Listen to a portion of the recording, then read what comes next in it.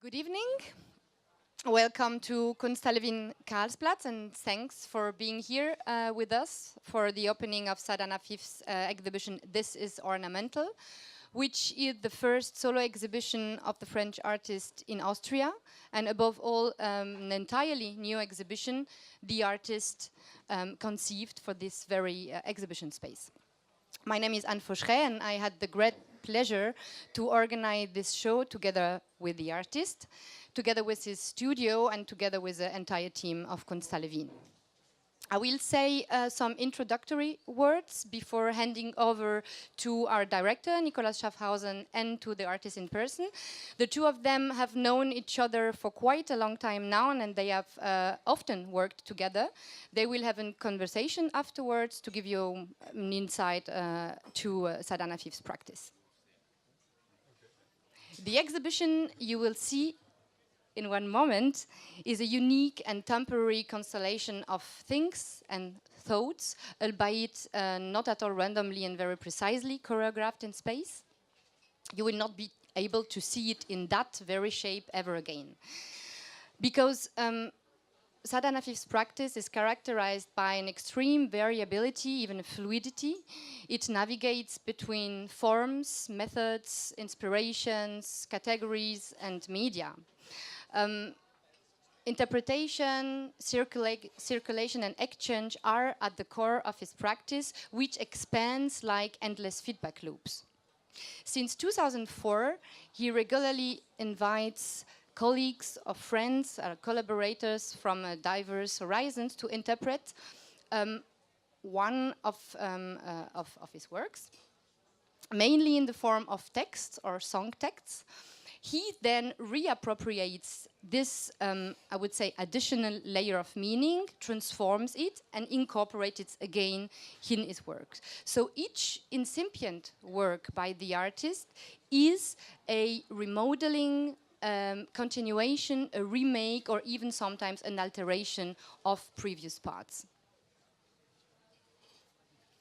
By doing so, Afif not only opens the authorship, but he also pushes the boundaries of the artwork as a reified object.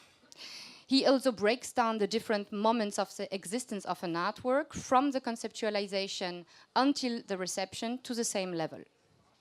For him, a work of art is what resists ordinary logic of consumption, commodification, self-branding. It is what constitutes an amplifier of meaning, a tool to navigate through the forest of signs around us. To conceive This is Ornamental, Saâdane Afif was inspired by one of his earlier performance pieces, namely Souvenir, la leçon de géométrie, which he realized in 2014 in the framework of the 5th Marrakesh Biennial. The performance series took place on the huge and legendary square Jama El Fna. It's a square where trade, entertainment and interaction come together, as well as tourists and locals do. Once a week at dusk, a mathematics professor gave lessons around the basic concept of geometry in Arabic, making the omnipresence of the geometry in the city resonate within a contemporary artwork and within a moment of pure knowledge transmission. Geometry is deeply rooted in the local culture, but at the same time it's a universal language and one of the most ancient ones. So with this work, Saâdane Afif traced back the origin of all forms, and at the same time he experimented with the new ways or new possibilities, contemporary possibilities to create new forms through geometry. 2 years after, 2016, Saâdane Afif invited the French writer and poet Thomas Clair to compose the screenplay of a theater piece inspired by La Leçon de Géométrie, according to the following argument he invented. I quote, "Sometime after this event," meaning the Marrakesh Biennial, "unusual things happened in Marrakesh. Some characters typical of the Jama El Fna began to speak in geometry, an ornamental language. We could see, but especially hear, conversations of very high abstraction in the streets of the Kasbah or on the cafe's terrace bordering the square. It is one of these which will be faithfully reported to us a few years later in Vienna in a play written by a direct witness. The outcome, a theatre piece entitled L'Heptaèdre, the heptaedron, albeit showing some absurd features, revolves around the personal quest of Yasmine Douessant, its main character. Remaining partly mysterious, the object of this quest is figured by an heptaedron, which is a seven-sided geometric volume resembling a house, which brings us back to geometry. This search, also Yasmine's search, can only be achieved through language and the interaction with the seven other characters, which brings the language as the performative dimension of language back. As for Yasmine, she is a fictional avatar inspired by the real Yasmine Douessant, a French-Moroccan princess born 1913 and who was the first female French billiards champion. She was also a muse of several artists of her time. She spent her whole life really shaping her own myth, playing a lot with the exotization she was subjected to escape, I would say, her cultural and social determination. For This is Ornamental, Saâdane Afif experimented with the exhibition as an artistic format, with the theatrical language as a raw material, and with Yasmine as a motif. In this constellation, the theatre piece L'Heptaèdre is considered a key link, at the same time an extension of the past moment of the performance and the promise of a work to come, the exhibition. In the space, you will see two main installative works that are linked together with a third element, or through a third element. On the one side of the gallery, the entire text in English of the theatre play is screened on a huge or on a large LED panel, which is hanging like very high on the ceiling, and so is reminiscent of surtitling devices in opera or in theatre houses. On the other side of the gallery, a long yellow wooden structure features several original documents, photographs, facsimiles, or prints about Yasmine Douessant's life, according to 3 chapters you will soon discover for yourselves. As a conclusion, I would like to say that in that exhibition, Saâdane Afif continues working with collaboration, derivation, and variation, as he used to. But a new inflection comes into play. He extends his investigation to the entire process of musealization, institutionalization, and of making history through documentary and fictional impulse. So thank you very, very much, dear Saâdane, for having accepted our invitation and for your patience during the last months working with us on that exhibition. I would also to warmly thank Émilie Chrétien, studio manager, for her support and for her work. Of course, I'd like to express my gratitude to our director, Nicolaus Schafhausen, and to the whole team of Kunsthalle Wien. Thank you very much. And my last thank goes to the Institut Français Paris for their financial support. And I don't see her, but I think that tonight we will have the pleasure to see the new French cultural attaché, Dr. Cornelia Schmidt-Meyer. Hello to you, if you are here. And now, perhaps as a short transition before I hand over to you, I would like to give 2-3 biographical elements, Saâdane, if you allow me. You were born in 1970 in France, and you are currently based in Berlin. You hold a diploma from the École Nationale Supérieure des Beaux-Arts de Bourges. In the recent year, your work has been shown in like diverse international venues all around the world, but I would like to pick up like 2 specific things. Your work was included indeed in Documenta 12 in 2007 and in the 56th edition of the Venice Biennial in 2015. Now, I would say the stage is yours. Have enjoyed the conversation. It's how you want to do it, I don't know. And afterwards, Good evening.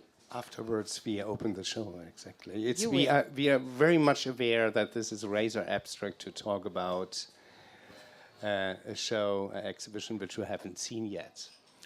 And this was also when we were talking about what are we going to do with this conversation here. We will dig a little bit into his, not into your personal life, but a little bit into your biography and how it all began, and where you have moved and why. And I'm also interested if this has something to do with how this shaped, if this shaped your work, your practice, your way of working or not. If this is a piece of you, it's a very beautiful T-shirt actually saying "fish with long legs." It's a guilty fish with long legs. A guilty fish, yeah, but also this one. Okay, this is a piece by Monica Bonvicini. Here, this is a piece by Louis-Philippe Scoufaras. The guilty fish with long legs. Okay, I have to think about it. What it. I think it could be. I think I come next to you. Yeah, okay, please. So, Anne, thank you very much for all this food you gave us, and starting with his biography. Why did you enter this very complex art system? And when? I know that in 1989, you were just 19 years old. You worked. Yes, I will get into art. So No, not into art. It's in this thinking about what you wanted to do and where you are now. I think it's for everybody, it's by meeting people or by what's happened around. And so when I was even 16, because it's a funny link with what we will see here, I was working as an intern for festival of traveling theater in Blois, in the small town I'm coming from. And I've been very, very, very. The structure of young theater company really blew my mind. I was very young and I really wanted to work with them, but I felt that I was too young and I needed to find myself, to develop something by myself before coming back to theater. And so I decided to make an art school in Bourges, nearby. And this is how I get into art, because I wanted to participate more on the first time on the theater things. And now it's been a few years later, so now it's like 30 years later, maybe, yeah. I came back with this exhibition, with this theater play, which is on the center of the project. And yeah, I think it's very, anyway, it was already, mektub, say the Arabic, it was wrote, something was already wrote with this story.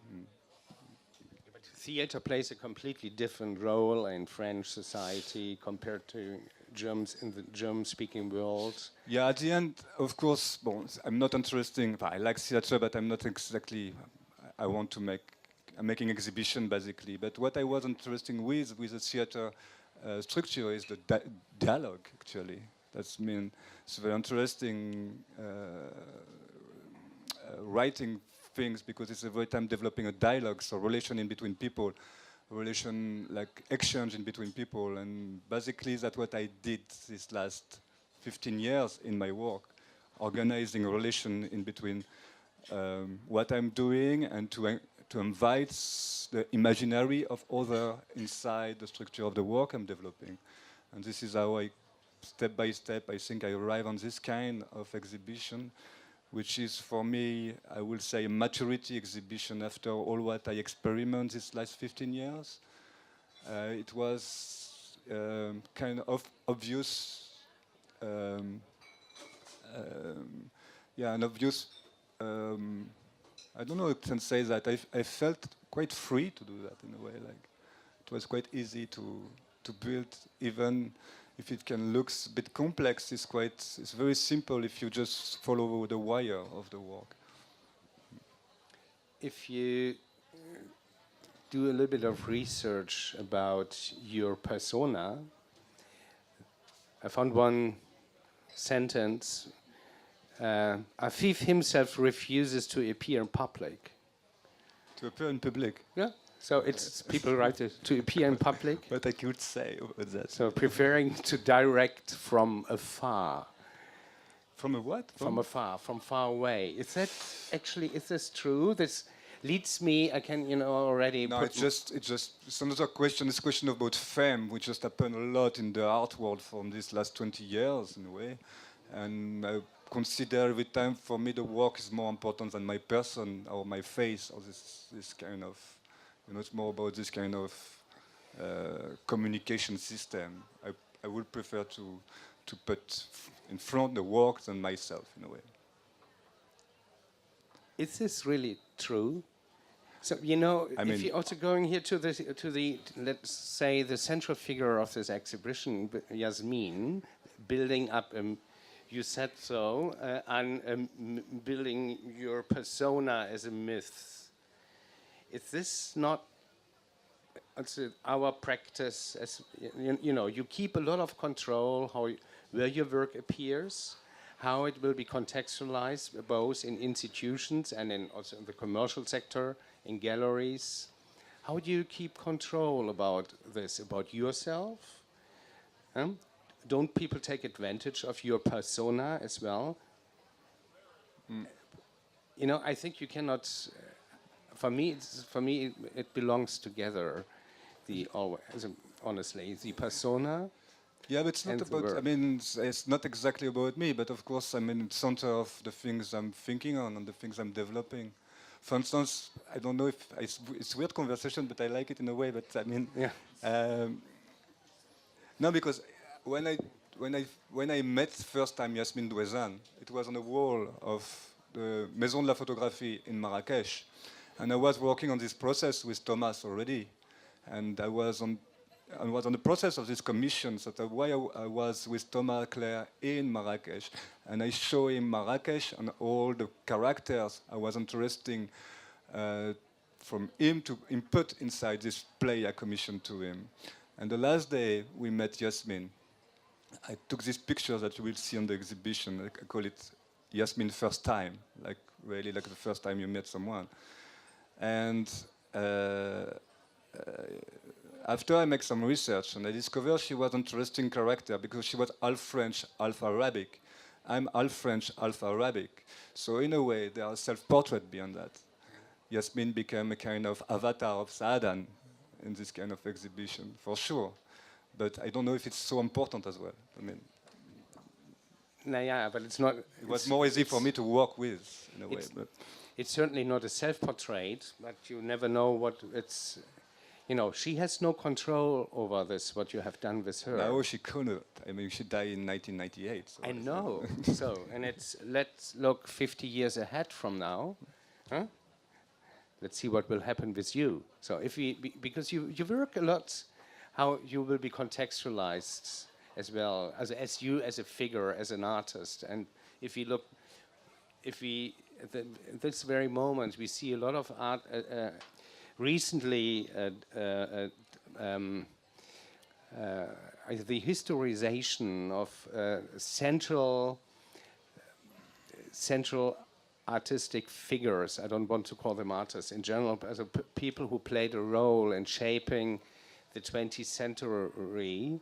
They get they get out of their graveyards and get newly contextualized, and this is one example. There are many other examples.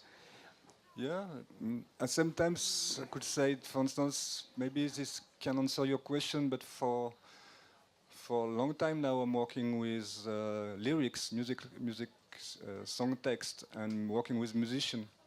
And so of course I've been invited on all this bunch of exhibition about art and music and rock and roll and blah blah blah, and all this kind of easy creating group show. But I never consider myself as a rock artist. I got this distance because every time I'm using this this process more as an analytic process to implement processes inside the work to to develop forms, performances, exhibitions. So I'm using more some code I can find in other process of production, like music productions, for instance. But I'm not myself a musician. I'm not myself. Yeah, I'm using curatorial things here, but I'm not myself a curator. It's more like it's a tool. Like at the end, what I'm interested with on this exhibition is really the how I think something very interesting for artists and for everybody and for all community who welcome art in their community is the storytelling that I'm very interested with now. This idea, even a conceptual art is every time storytelling. I mean, yeah, and now I'm quite curious about this idea of storytelling, but how you develop a story, how you create a myth, how you. It's not about truth. No. You see? So, no, but, I don't think but, so. But another way of your that sort of methodology to work is working, creating archives, not necessarily working with existing archives. If your ongoing project since 2008, the Fountain Archive, you call it the Fountain Archive, where you are, how many Duchamp urinals have you found? 1001. 1001. 1001. And this was part here of your exhibition, yeah. Yeah. Individual stories, collecting as methodology. Can you? But is this not creating a myth also about? This is about this. Like the research around Duchamp Fontaine is really about exploring how a piece of art in a community like our community as something we look at as a piece of art, developing a fiction that everybody after can take by himself, for himself. So we are all having our. That's a very interesting point. It's about the form of art, but the form of art is not only an object you put on a gallery or on a museum. The form of art is as well made out of the projection of all the people who look at it. And the question is, can we give a shape to this abstract or immaterial form made out of all our projections? And this research around Fontaine was, in a way, a very easy or very simple way to explore this kind of abstract idea or immaterial process of the integration of artwork in a community of human beings. But you create with the urinals, with the collection of all the documented urinals in new artwork, of course. That's in a way easy, but you also call it archive, and it hasn't been an archive before. Yeah, of course. After you have to, when you make such a stupid thing like collecting all the books where you can find a Fontaine, if you don't make it with a good methodology and with rigorous, with it cannot build something. So after you have to use tools, methods, and things like that to create this kind of things, I think. How does this all belong together?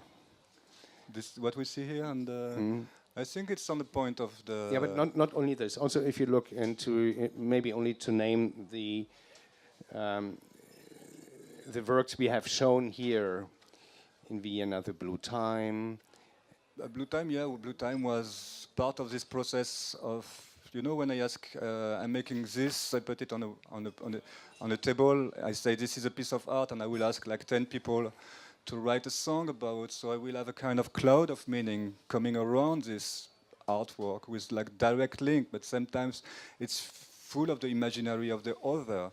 And then we start to have an idea. We start to give a representation of this récit, of this. Of the way we are looking at this thing and the way we are integrating this thing. So mainly all what I did recently, I think, turning around these questions.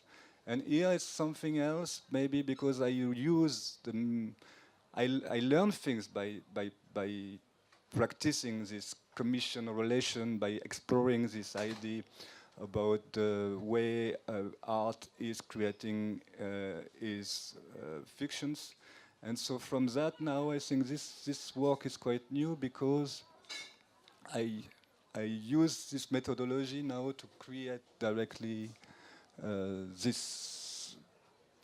The exhibition here is the first step for me of it's a kind of prototype, but it's a Afif prototype, but it's the first step of an odyssey, a bunch of exhibitions that I will explore this text now and to create different kind of exhibitions. So all from these fictions have been wrote by Thomas under my direction.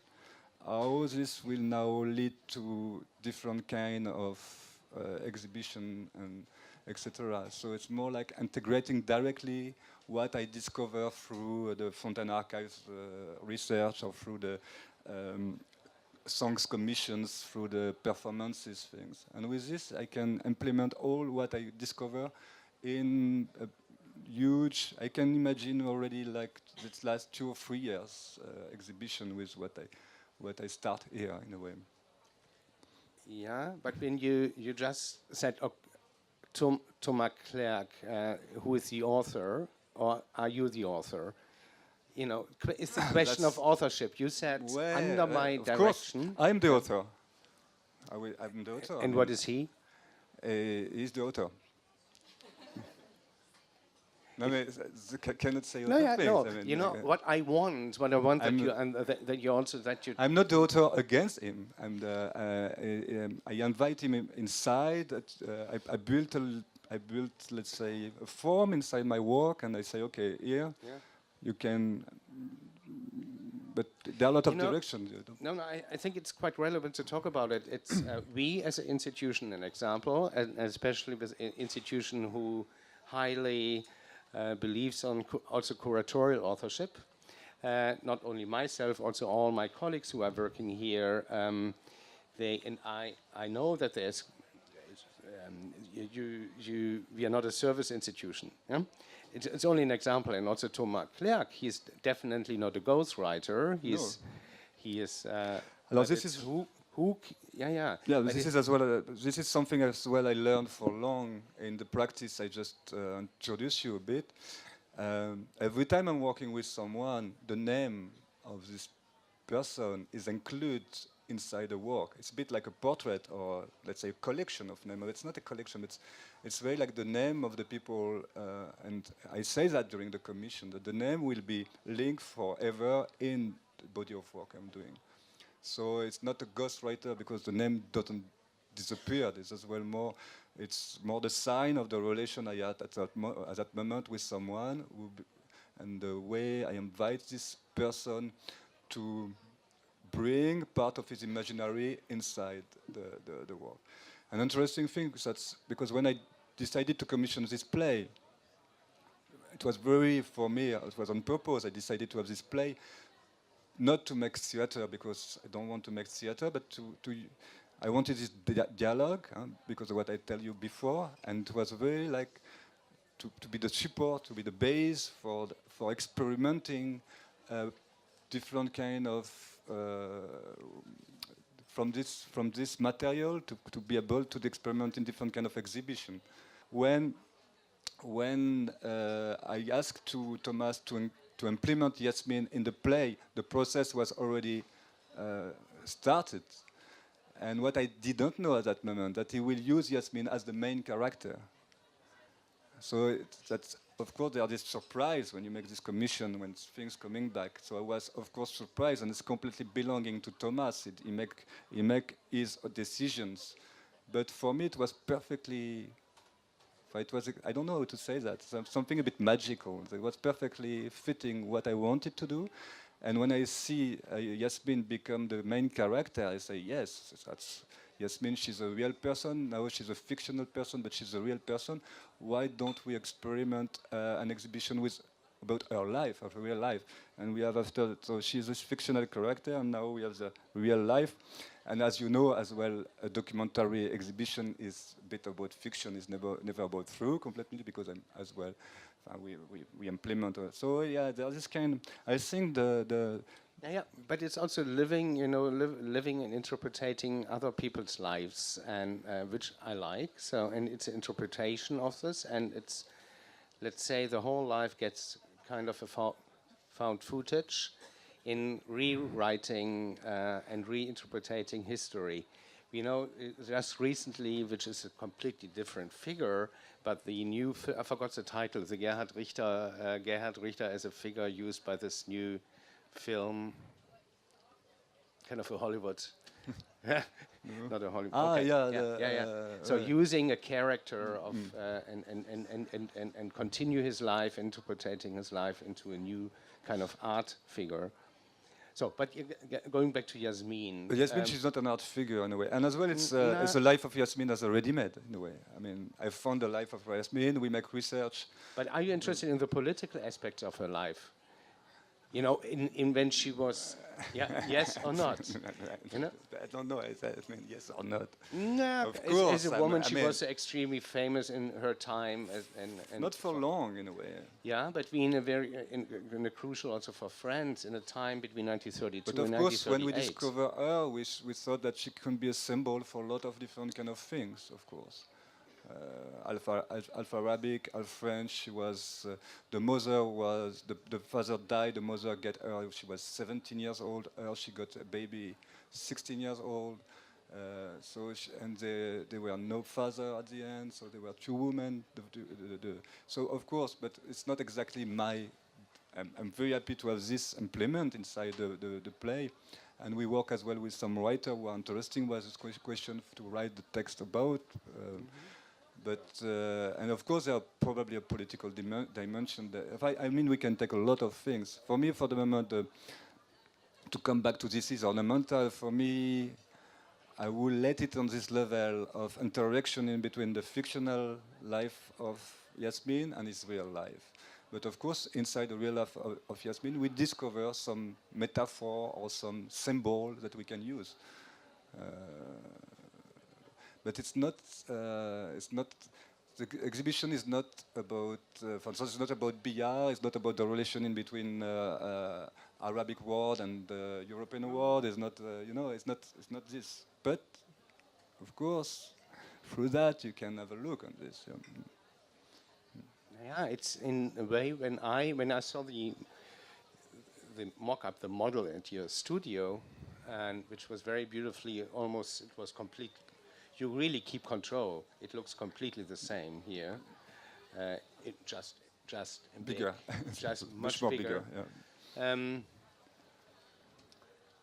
Yeah, but it's more a self-portrait of all of us, you know. So this is how I see it. Of course, as you can see, and to come back to this idea of the way we're sharing art all together, I mean, you are the institution. You say Saâdane Afif is an artist, so what you will see, everybody will agree that it's a piece of art.